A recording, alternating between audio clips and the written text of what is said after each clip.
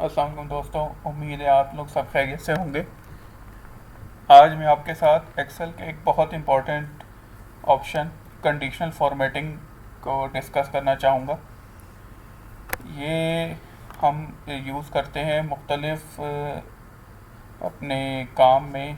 अगर हम कोई अपनी डेट्स हाईलाइट करना चाह रहे हैं या हम कुछ और ऑप्शंस अपनी रिपोर्ट्स के अंदर जो है वो उनको एम्फसाइज करना चाह रहे हैं या हाईलाइट करना चाह रहे हैं, तो उसके लिए हम मुख्तलिफ तरीके से कंडीशनल फॉर्मेटिंग यूज़ करते हैं।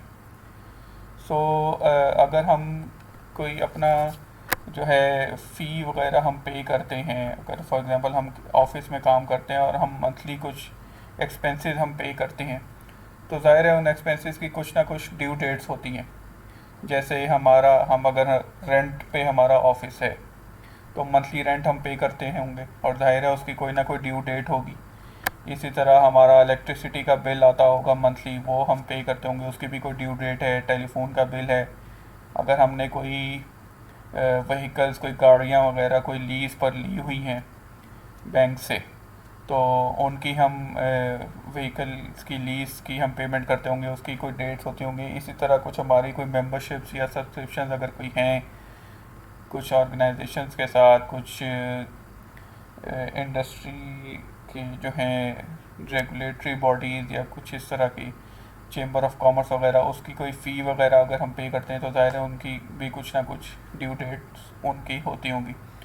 तो अगर हम कोई ऐसा तरीका करना चाह रहे हैं कि हम एक्सपेंस नेचर जो है उसको, उसकी जो ड्यू डेट है हमारी, वो जैसी आए तो हमारे पास वो डेट हाईलाइट हो जाए कि अगर वो एक्सपेंस अनपेड है। अगर तो पे कर दिया है हमने बिफोर ड्यू डेट या इवन ऑन ड्यू डेट, तो वो हमारे पास हाईलाइट ना हो। और अगर वो ड्यू डेट उसकी आ चुकी है और अभी तक हमने उसको पे नहीं किया, तो वो हमारे पास हाईलाइट हो जाए ताकि हमें यानी कि हम उसको सेम डे में हम पेमेंट करके उसकी जो है वो लेट फ़ी या जो सरचार्ज अगर कोई हम पर लगे तो उससे हम बच सकें। तो इसके लिए मैंने एक सिंपल एक छोटा सा एक टेबल बनाया है जिसमें एक्सपेंस नेचर्स हैं, नेचर ऑफ एक्सपेंसेस हैं, जैसे रेंट एक्सपेंस है, इलेक्ट्रिसिटी एक्सपेंस है, telephone expense, vehicle lease payment और चेंबर ऑफ कॉमर्स इंडस्ट्री की membership fee. Month of expense मैंने सितंबर 2022 ले लिया हर एक्सपेंस का। एक्सपेंस अमाउंट्स मैंने डाल ली, 85,000 रेंट हो गया, 75,000 इलेक्ट्रिसिटी का बिल हो गया, 3,000 टेलीफोन का बिल हो गया, व्हीकल्स की कोई गाड़ी हमने अगर लीज़ पर ली है तो ऑफिस ने, तो वो 45,500 मैंने उसकी व्हीकल की लीज़ की पेमेंट डाल ली। और चेंबर ऑफ कॉमर्स इंडस्ट्री की मेंबरशिप फ़ी मैंने 10,000 रुपये अज्यूम करके डाली। अब ड्यू डेट्स मैंने यहाँ पर हाइपोथेटिकल लिख ली 8 सितंबर 2022 रेंट की, क्योंकि नॉर्मली एडवांस में ही रेंट पे हो रहा होता है, यानी कि स्टार्ट ऑफ मंथ में ही तकरीबन 10 तारीख तक तकरीबन नॉर्मली हम इसकी पेमेंट कर रहे होते हैं रेंट की। उसके बाद इलेक्ट्रिसिटी एक्सपेंस है, उसकी मैंने 22 सितंबर यानी आज की डेट डाल ली। टेलीफोन एक्सपेंस 15 अक्टूबर, क्योंकि ये नॉर्मली थोड़ी ज़्यादा ही होती है, आपको पता है ड्यू डेट इसकी थोड़ी मतलब काफ़ी टाइम होता है इसको पे करने के लिए हमारे पास। व्हीकल लीज की पेमेंट 10 सितंबर डाल ली एडवांस में। और चेंबर ऑफ कॉमर्स की फ़ी हमने जो ड्यू डेट है वो मैंने 30 सितंबर ले ली। उसके बाद मैंने इसका पेमेंट स्टेटस ले लिया। अब पेमेंट स्टेटस के लिए मैंने क्या किया है, मैंने यहाँ पे लिख दिया पेड और ये अनपेड, और इसको मैं फिर गया हूँ डेटा में, ये मैं आपको बता देता हूँ। डेटा के बाद डेटा वैलिडेशन में, डेटा वैलिडेशन के बाद इधर डेटा वैलिडेशन में, फिर यहाँ पे सेटिंग में आके मैं अलाउ के ऑप्शन में मुख्तलिफ ऑप्शन हैं, any value, whole number, decimal, list और मुख्तलिफ डेट टाइम वगैरह। इसमें मैंने लिस्ट को ऑप्शन को सेलेक्ट किया। सोर्स में आके मैंने यहाँ पे बटन पे क्लिक किया, इन दो को सेलेक्ट किया मैंने और ये इसको मैंने क्लिक किया और ओके कर दिया, तो ये मेरे पास एक लिस्ट बन गई। दो ही इसके अंदर ऑप्शन है, पेड है कोई एक्सपेंस या अनपेड है। जाहिर है ऐसा ही होगा, या तो पेड होगा या अनपेड होगा, कोई तीसरा ऑप्शन तो वैसे शायद होता नहीं है। उसके बाद अब अब मैं यहाँ पे मैंने टुडे का फॉर्मूला लगा के मैंने आज की डेट ले ली। अब हम ये देखना चाहते हैं कि आज की डेट तक हमारे पास कोई ऐसा एक्सपेंस है जो अनपेड है। वैसे तो ये हमारे पास नज़र आ रहा है, लेकिन हम चाहते हैं कि ये पूरी जो डेटा है, ये पूरा जो रो है, ये हाईलाइट हो जाए हमारे पास उस एक्सपेंस की जिसकी ड्यू डेट फॉल कर गई है और वो अभी अनपेड है। उसके लिए हम क्या करेंगे, हम इसको सेलेक्ट करेंगे, यहाँ से हम लेकर यहाँ तक सेलेक्ट कर लेते हैं। उसके बाद हम जाते हैं होम में हम जाएंगे कंडीशनल फॉर्मेटिंग और यहाँ से हम जाएंगे न्यू रूल में। न्यू रूल में सेलेक्ट अ रूल टाइप में हम क्या करेंगे, हम यहाँ पे use a formula to determine which cells to format, इस पर हम क्लिक करेंगे। यहाँ पे हम आएंगे एडिट द रूल डिस्क्रिप्शन में format values where this formula is true, इस पर हम क्लिक करेंगे। इस पे हम फार्मूला क्या लगाएंगे, equal to and bracket open. अब यहाँ हम इस ड्यू डेट का ये जो D4 है इसको हम क्लिक करेंगे, इक्वल टू टुडे हम लगाएंगे, today bracket parenthesis open close comma. अब यहाँ इसको थोड़ा सा इधर करते हैं और इस पे हम क्लिक करेंगे जो यानी कि पेमेंट स्टेटस पहला लिखा हुआ है।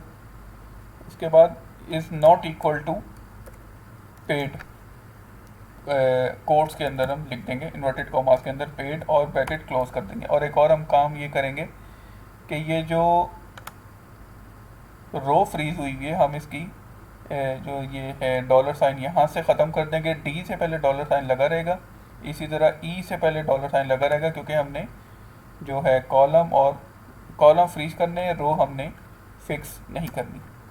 यहाँ पे इतना हो गया and bracket open dollar sign के साथ D4, यानी कि D4 क्या है आपका, जो आपकी ड्यू डेट है पहली किसी भी एक्सपेंस की, इक्वल टू टुडे। यानी अगर हमारी जो ड्यू डेट है वो करंट डेट हो और जो E4 यानी कि जो पेमेंट स्टेटस है उसका पेड ना हो, तब हमें वो क्या करें, फॉर्मेट में हम यहाँ से जाएंगे, यहाँ से हम जाएंगे फिल में, ये ऑलरेडी सेलेक्ट हुआ हुआ है, यहाँ से हम ये कोई भी कलर ले सकते हैं, हम फॉर एग्जांपल ये कलर ले लेते हैं और ओके करेंगे और ओके। अब ये देखें इलेक्ट्रिसिटी एक्सपेंस सितंबर का 75,000 अमाउंट 22 सितंबर की डेट है और अनपेड है। ये दोनों कंडीशन इसकी मीट हो गई, इसलिए ये हाईलाइट हो गया कि 22 सितंबर यानी कि जो आज की डेट है वो मैच हो गई, क्योंकि फार्मूला हमने ये लगाया था कि जो ड्यू डेट है अगर वो इक्वल टू टुडेज डेट हो और उसका जो पेमेंट स्टेटस है वो पेड ना हो यानी अनपेड हो, तो वो हाईलाइट कर दे। अब हम यहाँ पे एक काम कर लेते हैं, हम डेट चेंज करके देख लेते हैं और फिर पेमेंट स्टेटस चेंज करके देख लेते हैं। यहाँ हम इसको कर देते हैं फॉर एग्जांपल कल की डेट 23, तो ये देखें ये हाईलाइटिंग इसकी ख़त्म हो गई कि ड्यू डेट अभी नहीं आई। कंट्रोल दी 22 सितंबर, अब हम ड्यू डेट को चेंज नहीं करते, हम इसका पेमेंट स्टेटस पेड कर देते हैं कि हम ये अज्यूम करते हैं हमने बिल पे कर दिया। तो ये देखें यहाँ भी इसकी हाईलाइटिंग ख़त्म हो गई, कंट्रोल जी। अब इधर आ जाते हैं, हम एक और इस पर आ जाते हैं, हम इधर आ जाते हैं व्हीकल लीज पेमेंट पे। हम ये तसव्वुर कर लेते हैं कि एक दफ़ा हमसे लीज़ की पेमेंट ओवरलुक हो गई, हम इसका स्टेटस अनपेड करके चेक करते हैं, तो ये देखें ये हाईलाइट नहीं हुई। क्यों? क्योंकि इसकी जो ड्यू डेट है वो मैच नहीं हो रही करंट डेट के साथ। हमने कंडीशन दोनों लगाई थी कि ड्यू डेट भी मैच करे और पेमेंट स्टेटस भी मैच करे, अनपेड यानी कि पेड ना हो अनपेड हो स्टेटस, तब वो हाईलाइट करेगा उसको। तो इस तरीके से आप ये कर सकते हैं और आप इसको चेंज भी कर सकते हैं कि अगर आपका कोई एक्सपेंस है जिसकी ड्यू डेट गुजर गई है लेकिन वो अनपेड है, तो आप उसको हाईलाइट कर लें। अच्छा, इसके बाद एक ये हो गया। इसके बाद अगर आप चाहते हैं, एक और ऑप्शन है कि ये पेड और अनपेड जो लिखे हुए हैं, आप ये चाहते हैं कि लिखा रहे लेकिन नज़र ना आए, क्योंकि आपने इसकी लिस्ट बनाई हुई, इसको इसकी लिस्ट बनाई हुई है इसकी बेसिस पे। तो आप ये चाहते हैं लिखा रहे लेकिन ये नज़र ना आए, तो आप क्या करेंगे, इसको सेलेक्ट करें, आप आएँ Ctrl+1 प्रेस करें, नंबर में आएँ, यहाँ पे आएँ कस्टम में, और यहाँ पे जो जनरल लिखा हुआ है इसको आप सेलेक्ट करें, इसको वो करके सेलेक्ट करके आप 3 सेमीकोलन डाल दें और ओके कर दें। ये देखें ये गायब हो गया। ये देखें यहाँ पे आपको ये लिखा हुआ नज़र आ रहा है, ये डिलीट नहीं हुआ। इसी तरह अनपेड आपको लिखा हुआ नज़र आ रहा है, डिलीट नहीं हुआ, लेकिन यहाँ से आपको शो नहीं हो रहा। तो अगर आप आप चाहते हैं कि रिपोर्ट में आपको ये लिस्ट का जो है वो उसका सोर्स डेटा नज़र ना आए, लिखा रहे बेशक लेकिन नज़र ना आए, तो आप इस तरह इसको कर सकते हैं। इसके बाद आज का एक और ऑप्शन मैं आपको बताना चाह रहा हूँ, वो इस तरह से है कि फॉर एग्ज़ाम्पल आपके पास डेटा कुछ इस तरह से है 2,7,35,60,12। इसी तरह इसको Ctrl+D, इसको यहाँ पे चेंज कर लें 4, 8, 69, 75, 84, 84, 75, 96, 18, 40। अब आपको फॉर एग्जांपल किसी टेस्ट में ये इस तरह का आ जाता है कि आप ये एक ही सेल में सेपरेटेड बाय कॉमास ये मुख्तलिफ नंबर लिखे हुए हैं, तो इनका आप सम करके बताएं एक्सेल में। इसके लिए आप क्या करेंगे, इक्वल टू, फिर आप कोट्स लगाएंगे, फिर इक्वल टू का साइन, फिर कोट्स बंद, फिर एंड %। उसके बाद आप लगाएंगे सब्स्टिट्यूट दिस, सब्स्टिट्यूट देखें text, substitute text comma old text comma new text. तो ओल्ड टेक्स्ट हमारा क्या है, हमने कॉमा को रिप्लेस करना है, ये जो सेल के अंदर जो कॉमाज आ रहे हैं इनको हमने रिप्लेस करना है प्लस के साथ। तो हम इन्वर्टेड कॉमाज में कॉमा लगाएंगे, इन्वर्टेड कॉमा बंद, फिर कॉमा, फिर इन्वर्टेड कॉमाज ओपन, प्लस का साइन, फिर इन्वर्टेड कॉमा क्लोज और ब्रैकेट क्लोज। तो ये देखें ये हमारे पास लिखा हुआ आ गया इस तरह से।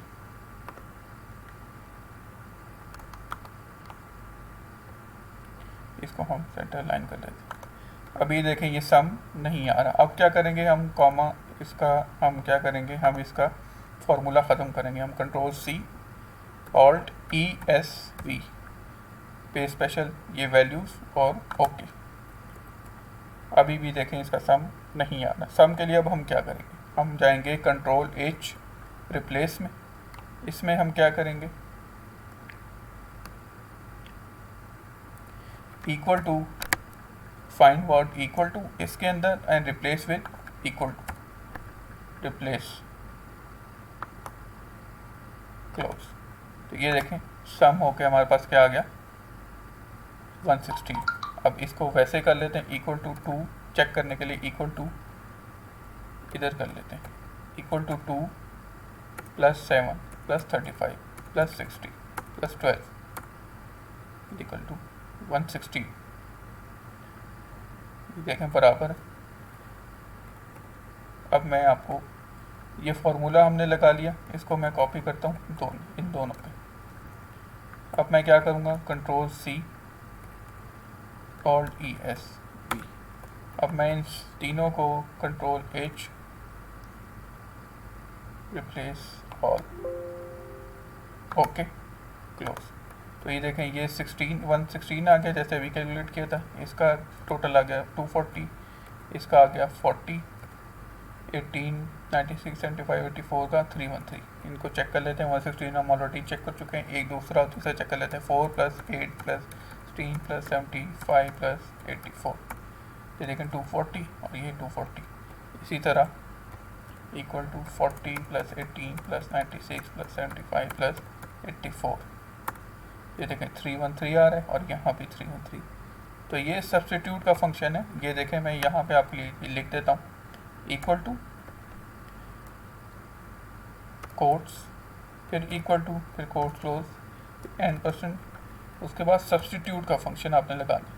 सब्सटीट्यूट ये लिखा हुआ आ रहा है, पूरा लिख लेते हैं बेशक इसको, ब्रैकेट ये comma, inverted commas open, comma, inverted commas close, comma, inverted commas open, फिर प्लस का साइन, फिर इन्वर्टेड कॉमास क्लोज और bracket close. Comma, inverted commas में हमने कॉमा क्यों लिखा है कि हम इसको रिप्लेस करना है, हमने इस टेक्स्ट को हमने रिप्लेस करना है प्लस के साथ, कॉमा को हमने रिप्लेस करना है प्लस के साथ, तो ये हमारे पास आ जाएगी।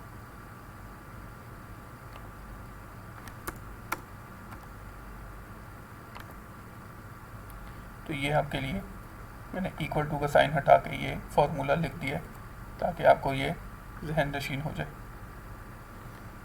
तो मैं उम्मीद करता हूँ ये वीडियो आपको पसंद आई होगी और आप कंडीशनल फॉर्मेटिंग और ये जो ऑप्शन मैंने आपको बताया है, इसी तरह जो हाइड करने का यानी कि इनविजिबल करने का टेक्स्ट को, जो मैंने तरीका भी आपको बताया है, वो आप ज़रूर पढ़ने पर आप ज़रूर अपने काम में इस्तेमाल करेंगे।